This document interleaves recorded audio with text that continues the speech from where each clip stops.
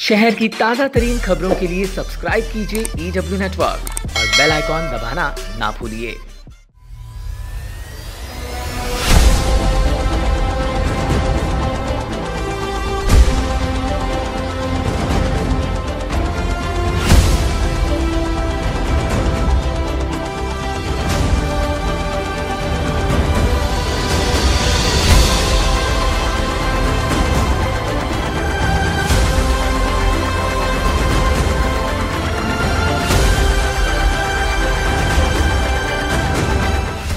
नवी मुंबई में लोकसभा चुनाव प्रचार को और तेज करते हुए हाल ही में ठाणे लोकसभा से एनसीपी कांग्रेस के प्रत्याशी आनंद परांजपे ने बोनकोड़े और खेरणे को भेंट देकर यहां की जनता से सुसंवाद साधा, जहां इस अवसर पर उनके साथ ऐरोली के विधायक संदीप नाइक, प्रदेश सचिव संजीव नाइक तथा नगर सेवक, पदाधिकारी और नागरिक उपस्थित थे।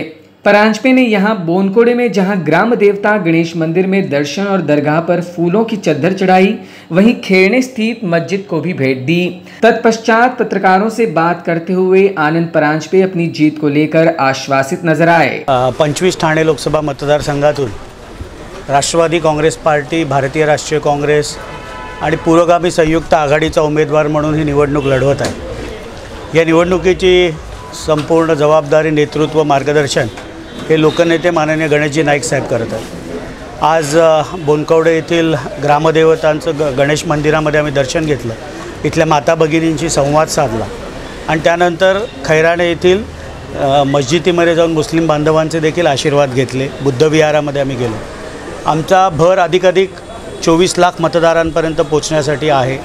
सोबत आज माझ्या माजी खासदार डॉक्टर संजीवजी नाईक आहेत, आमदार संदीपजी नाईक आहेत आणि 29 तारखेपर्यंत शेवटच्या मतदारापर्यंत पोचून आघाडीला भव्य असा विजय आदरणीय लोकनेते गणेशजी नाईक साहेब यांच्या नेतृत्वाखाली द्यायचा आहे।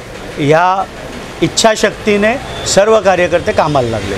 वहीं उन्होंने कहा कि 10 वर्षों बाद फिर एक बार उन्हें ठाणे से उम्मीदवारी भले ही मिली हो, पर बतौर सांसद उन्होंने और संजीव नाइक ने इस लोकसभा क्षेत्र के विकास हेतु किए हुए कार्य और ठाणे शहर अध्यक्ष के रूप में निभाई हुई भूमिका के चलते वे इस चुनाव के लिए पूरी तरह तैयार हैं। 2008 ते 9 या कार्यकाळामध्ये मला खासदार म्हणून या मतदारसंघाचं प्रतिनिधित्व करण्याची संधी मिळाली। 2009 ते 14 मध्ये उत्कृष्ट संसदपटूसारखं काम डॉक्टर संजीव नाईक यांनी केलं आणि मी कल्याणचा खासदार होतो, संजीव नाईकजी ठाण्याचे खासदार होते, पण विविध ठाणे जिल्ह्यातील प्रश्नावर आम्ही एकत्रितपणे असायचो। ट्रान्स हार्बरचा प्रश्न असेल, नवी मुंबई एअरपोर्टचा असेल, पनवेल टर्मिनसचा असेल आणि 2016 नंतर ठाणे शहराध्यक्ष म्हणून काम करत असताना सातत्याने लोकांच्या प्रश्नावर भूमिका घेण्यासाठी पक्षातर्फे होतो। त्यामुळे मला असं काही वाटत नाही की 10 वर्षाचा कार्यकाळ गेला वगैरे। जो कार्यकर्ता लोकांमध्ये असतो हा निवडणुकीसाठी सदैव सज्ज असतो। वहीं यूती के प्रत्याशी राजन विचारे पर अप्रत्यक्ष निशाना साधते हुए परांजपे ने कहा, सांसद पिछले 5 वर्षों में ठाणे के प्रश्न उठाने में विफल रहे हैं। वहीं विचारे पर तंज कसते हुए कहा कि उम्मीदवार उच्च शिक्षित या अल्प शिक्षित ना होते हुए बड़बोला होना चाहिए। मला नेहमी असं वाटतं की ठाण्याला एक उज्ज्वल परंपरा होती। स्वर्गीय रामभाऊ माळगे असतील, स्वर्गीय रामभाऊ कापसे असतील, जगन्नाथ पाटील होते ठाण्याचे खासदार, स्वर्गीय प्रकाशजी परांजपे माझे वडील, त्यानंतर 1 वर्षासाठी मी होतो आणि त्यानंतर डॉक्टर संजीव नाईक हे ठाण्याचे खासदार होते। ठाण्याची एक वेगळी अशी प्रतिभा दिल्लीतील लोकसभेमध्ये होती। ठाण्याचा खासदार हा बोलणारा, लोकांचे मुद्दे मांडणारा अशी प्रतिमा होती आणि गेल्या 5 वर्षामध्ये दुर्दैवाने जे इथले खासदार होते हे लोकसभेमध्ये ठाण्याचे विषय प्रभावीपणे मांडूच शकले नाहीत, किंबहुना त्यांना ते समजलेच नाहीत। त्यामुळे उच्च शिक्षित, अल्पशिक्षित ह्याच्यापेक्षाही ठाण्याचा खासदार हा बोलणारा असला पाहिजे।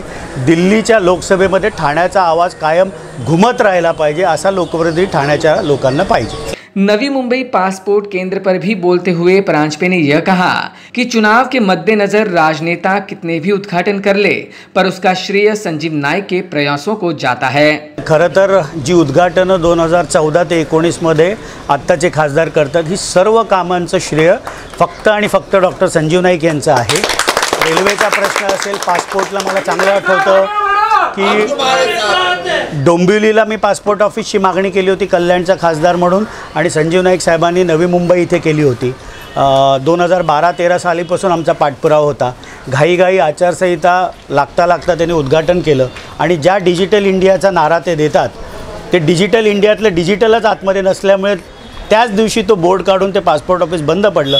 ते आमच्या राज्यात पुन्हा सुरू होईल हा विश्वास नवी मुंबईच्या जनतेला देतो. Bureau input EW network.